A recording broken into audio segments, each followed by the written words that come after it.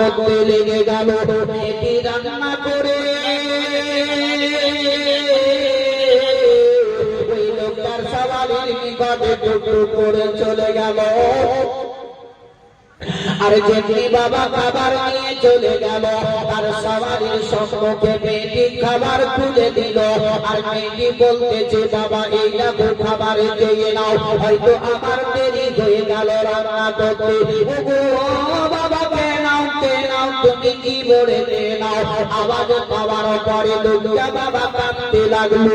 ওই ভিখারি সওয়ালিটা কাঁদতে লেগে গেল, চোখের পানি ঝরঝর করে জোরে জানা। ওই মেয়েটি বলল, রে বাবা এভাবে তুমি কেঁদো না, কেঁদো না, তুমি তোমাকে আমি কি করে খাবার খাদ্যটা খাইয়ে আমি এখান থেকে চলে যাব।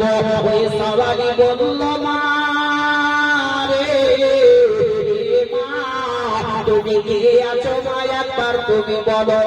তোমার আওয়াজটাই আমার জানা জানা লাগে, তোমার আওয়াজটাই আমার শোনা শোনা লাগে, তোমার আওয়াজটাই আমার নিকটবর্তী লাগে রে মা। একবার বলো মা, তুমি কে আছো, একবার বলে দাও। কিন্তু মেয়েটি বাবা কোনো কথা বলে না, বলে বাবা এভাবে কেন না, কথা বলো না।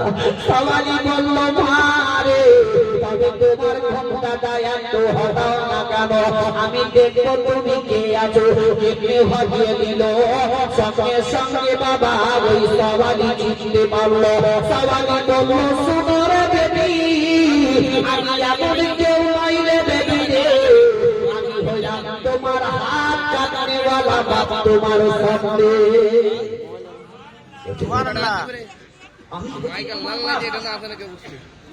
বলছে, বেটি তোমার যে হাত আমি কেটেছিলাম, তবে তোমার পুনরায় হাতটা কি করে হলো?